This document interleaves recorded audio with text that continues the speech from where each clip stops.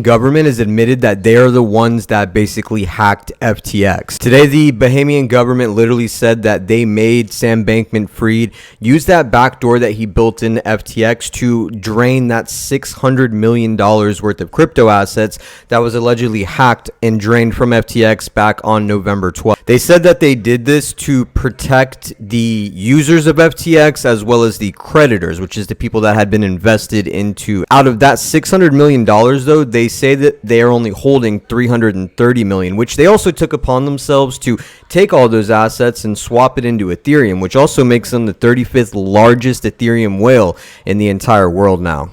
I'm wondering what happened to the other 270 million assets of that 600 million, since they only have 330 million. Did any of you FTX users actually get any of your funds back?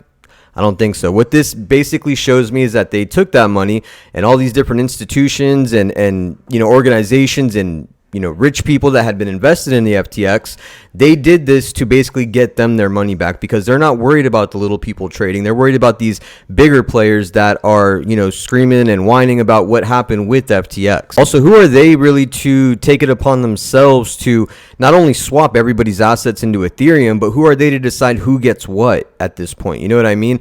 Not to mention, when somebody files for, or an organization files for Chapter 11 bankruptcy, all types of repossessions, distributions, any type of movement with any of those assets is suspended for a certain amount of time. So they're also taking it upon themselves to decide that they're not going to abide by that, and that that's not valid for this. And at the end of the day, what this shows is that this is what happens when you have too much centralization. You have too many centralized players in something that isn't supposed to be centralized. And what this shows me is that if people in crypto were more educated on how to use decentralized things like custody wallets, cold wallets, decentralized exchanges, and other means than things that are centralized like FTX, where the Bahamian government can even do stuff like this, it would be a lot better of a space. And I think that's what we need to do, is really just educate ourselves more on what crypto is about and ways that you cannot fall victim to this type of stuff, because it's all being held by actually you.